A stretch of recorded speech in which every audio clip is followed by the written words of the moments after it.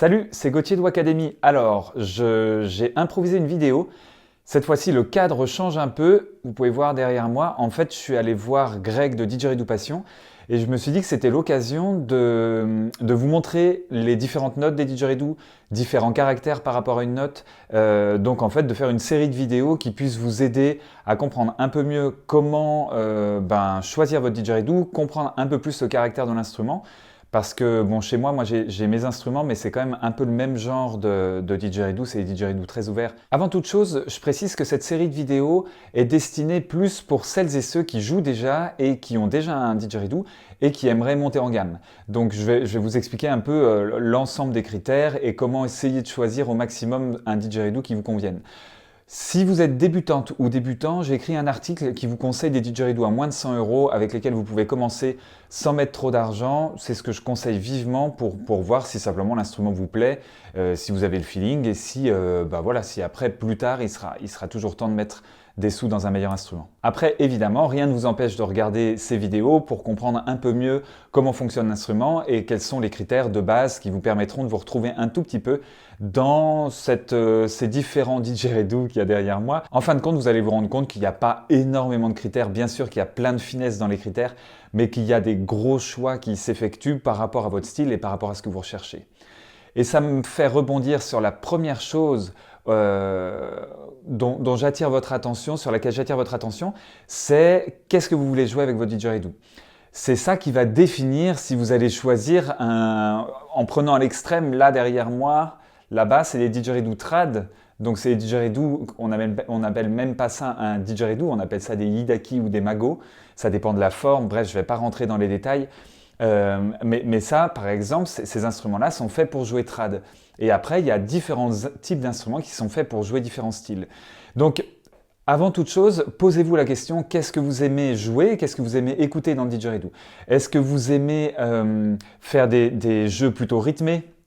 Est-ce que vous aimez entendre du didgeridoo qui envoie, c'est-à-dire qui est très rapide et qui fait des toc toc toc toc toc toc toc, et est-ce que vous aimez jouer ça? Est-ce que vous jouez plutôt les joues gonflées avec plus de rondeur et avec un jeu plus posé? Vous pouvez jouer rapide aussi avec les joues gonflées et vous exprimer, mais ça ne sera pas du tout la même sensation. J'ai fait une formation qui s'appelle Au cœur du rythme et j'ai mis une partie de la formation en cours gratuit que vous pouvez trouver sur Wacademy. Je vous mettrai le lien dans la description.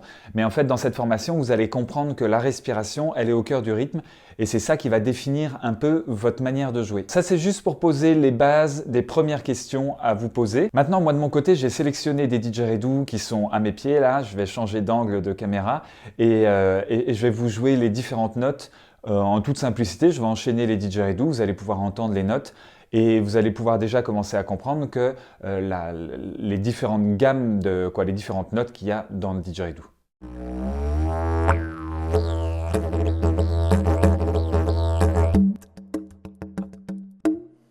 Donc je vous retrouve avec les didgeridoo que j'ai sélectionnés. Je les ai pas du tout sélectionnés pour leur caractère, je les ai sélectionnés uniquement pour leurs notes. Même si les notes peuvent être plus ou moins justes, ça va vous donner quand même une idée des plus aigus aux plus graves. Donc ce qu'il faut savoir, c'est que quasiment toutes les notes de didgeridoo que vous pouvez trouver par exemple ici à Didgeridoo Passion ou ailleurs, se trouvent sur une même octave. Ça va généralement du sol aigu au la grave. Parfois, bien sûr, ça va plus grave, mais c'est vraiment, vraiment très rare. Là, par exemple, je voulais vous jouer un la grave et il n'y a pas de la grave à vendre ici. Et c'est comme le sol aigu, c'est extrêmement rare. Donc, je vous le précise pour que vous soyez au courant, mais généralement, la plupart du temps, on trouve du fa dièse au si. Si bémol, la parfois. Mais voilà, c'est toute la gamme. Je vais commencer à vous jouer des instruments. Là, on a un fa dièse, donc vous allez voir, c'est le plus aigu que j'ai trouvé là, ici à Didgeridoo Passion, et vous allez voir que ça sonne très aigu.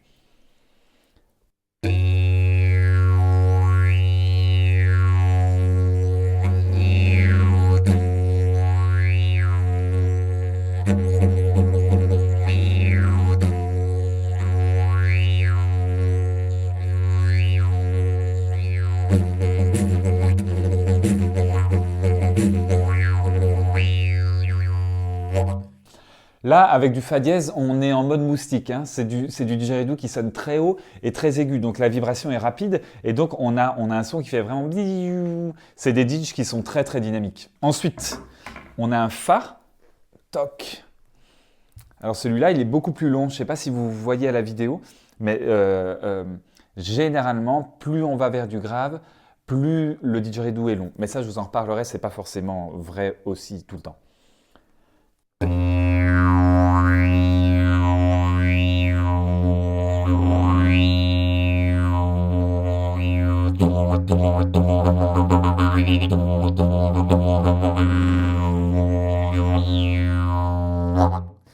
J'ai pas spécialement envie de vous faire des rythmiques dedans parce que je veux juste que vous entendiez plutôt la note. En plus, il y a différents timbres. C'est un peu compliqué parce que vous allez voir que dans une seule note, on peut avoir 3, 4, 5 didgeridoo qui ont vraiment un caractère différent. Quoi, en fait, même plus, mais il y a deux grandes familles, mais je vous en parlerai après. Donc le fa et fa dièse, c'est des didgeridoo qui sont vraiment aigus. Donc fa, fa dièse, sol, c'est des didges qui sont quand même très atypiques, qui fonctionnaient plus il y a 15 ans, je veux dire, qui étaient plus recherchés par les joueurs parce que les joueurs voulaient vraiment jouer vite et fort. Maintenant, c'est un peu moins joué comme note parce que plus vous allez vers les aigus, moins ça pardonne et plus c'est difficile de trouver un didgeridoo qui sonne vraiment. Donc voilà, ça c'était les aigus. Ensuite, on a la catégorie des médiums, c'est-à-dire qui sont entre les aigus et les graves. Je vous la fais vraiment courte, mais c'est pour que vous compreniez bien. Et ça va du mi au do dièse à peu près. Donc ça veut dire qu'on va avoir mi, mi bémol, ré, do dièse. Je vous joue le mi pour que vous puissiez entendre.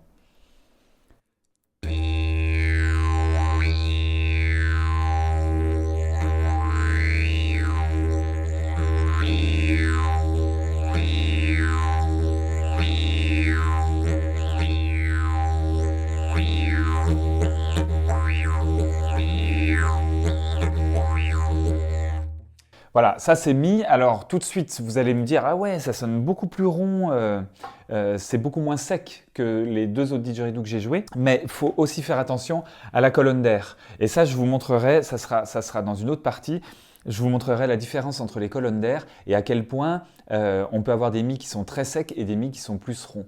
Donc là, il était plutôt plein de rondeur. Ensuite, on a notre do dièse ou mi bémol, notre ré dièse, pardon. Ou mi bémol, c'est la même chose. C'est des détails après de connaissances musicales dont je ne pourrais pas vous expliquer exactement la différence entre mi bémol et ré dièse, mais considérez que c'est la même chose.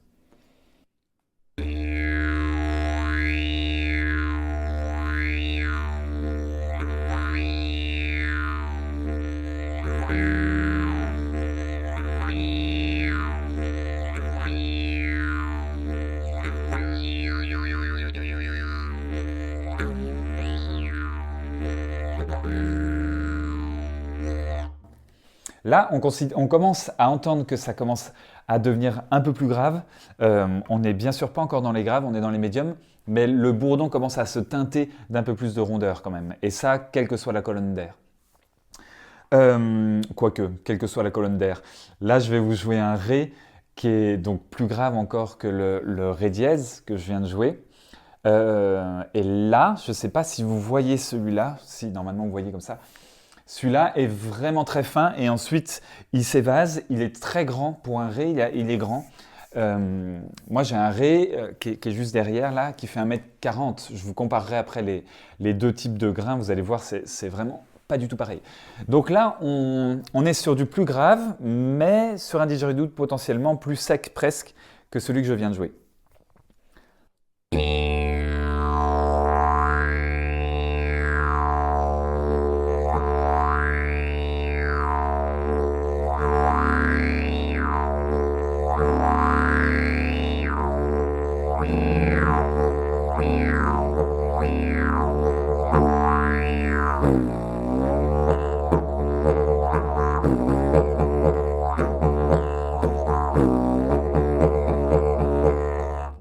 Voilà, donc là on est quand même sur un didgeridoo plus sec, mais qui a quand même de la rondeur parce qu'on commence à atteindre doucement mais sûrement la partie des graves.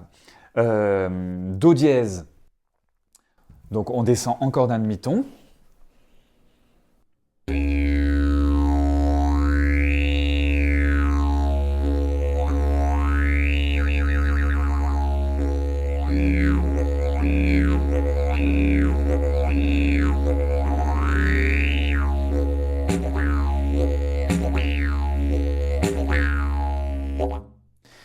Donc voilà, do dièse qui est quand même qui est vraiment rond. Quand je vous dis médium, quoi, aigu, médium, grave, c'est histoire de vous donner des catégories, hein. Il y a des joueurs qui jouent sur des didgeridoo qui sont vraiment plus graves que le sol grave et donc qui considèrent que à partir du moment où on arrive en do comme ça, on n'est pas du tout dans les graves, c'est presque des aigus pour eux. Donc c'est très relatif, mais je vous donne quand même les grandes lignes par rapport au plus commun des instruments dans le didgeridoo. Do. Do. Alors, qu'est-ce qu'il donne?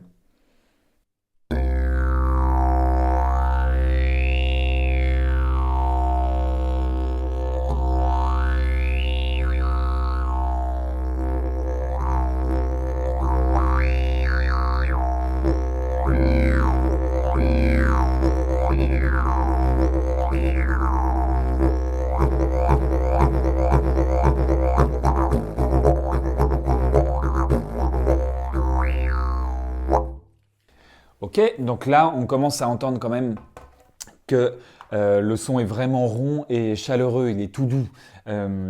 Donc généralement, plus on va vers les graves, moins on a de back pressure. La back pressure, c'est le retour de pression. C'est quelque chose qui plaît beaucoup aux joueuses et joueurs parce que ça donne une résistance. En fait, c'est la résistance de la colonne d'air de votre instrument. Donc, ça veut dire que plus, en théorie, plus il y a de back pressure, moins ça consomme d'air, moins vous avez à souffler dans votre didgeridoo pour pouvoir faire un son. J'avais fait un podcast sur la back pressure parce que je trouve qu'on lui donne trop d'importance, parce qu'en réalité, si vous comprenez bien ici, il n'y a pas besoin d'avoir énormément de back pressure. Mais tout ça pour vous dire que plus on va dans les graves, moins on a de retour de pression comme ça, et donc potentiellement plus ça consomme d'air, donc potentiellement plus on joue lentement, donc moins on joue dynamique, donc plus on joue posé. Et c'est ce qui va avec les notes graves. Ça, c'est dans le côté logique, mathématique des choses. Plus grave, moins de back pressure, un jeu moins dynamique et plus doux. Mais vous pouvez très bien faire des rythmiques très fortes dans des didgeridoo graves et des jeux posés dans des didgeridoo aigus. C'est pas forcément une vérité en soi. C'est une des grandes caractéristiques. Mais moi, par exemple, je trouve qu'un didgeridoo grave qui est joué de manière rythmique très forte, c'est super beau. Je trouve ça vraiment beau. Et inversement, un fa, mais il faut qu'il soit extrêmement bien joué. Quand il est vraiment joué de manière posée, ça peut être très très joli aussi. Je finis le tour avec un si.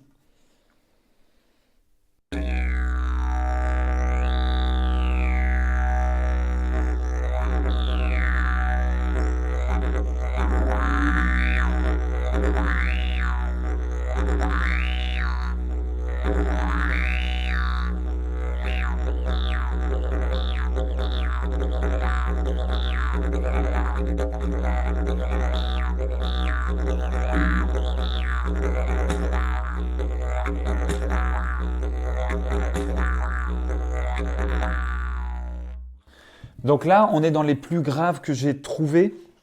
Après, il y a des didgeridoo à coulisses, mais j'ai pas pris le temps de chercher la note. Je sais même pas s'il y a vraiment du la grave dans les didgeridoo à coulisses derrière. Mais bon, c'est pour vous montrer une idée. Donc, juste pour se rendre compte un peu, parce que là, on est monté quand même progressivement de demi-ton en demi-ton. Donc, vous n'avez pas forcément... voilà, c'est monté petit à petit. Donc, on a notre si.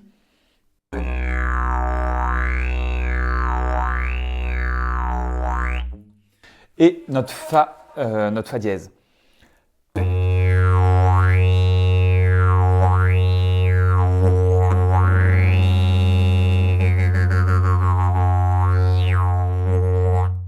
Donc là, on peut entendre que les deux ont deux caractères vraiment différents, deux notes. On est quasiment les deux opposés du spectre des notes du didgeridoo. Donc ça, c'est à vous de voir un peu et de voir si vous voulez quelque chose de plus rond ou quelque chose de plus dynamique. La note, c'est quand même une des premières questions à se poser. Il y a aussi le fait de savoir si vous voulez jouer avec d'autres musiciens ou pas. Et si vous voulez jouer avec d'autres musiciens, c'est pas mal de leur demander, si vous avez un projet par exemple, quelle tonalité leur conviendrait le mieux. Après, de toute façon, si vous voulez jouer avec d'autres, il y a beaucoup de chances qu'il va falloir que vous ayez plusieurs notes pour pouvoir vous adapter au morceau. Ça, après, c'est à vous de voir par rapport à votre projet. Si vous jouez tout seul ou toute seule, il n'y a pas spécialement de critères précis. Pour le moment, pour la note, c'est de savoir si vous voulez quelque chose de péchu et dynamique, plutôt aigu, quelque chose de plutôt posé et grave, voilà, qui va être plutôt dans les do, si, la. Je crois que j'ai à peu près tout dit. Je vous retrouve dans une autre vidéo où on va parler du caractère de l'instrument. C'est-à-dire qu'on va parler vraiment à l'intérieur d'une note, comment essayer de vous orienter à l'intérieur d'une note, voir qu'est-ce qui peut vous convenir par rapport à différents instruments. Je vous retrouve tout de suite.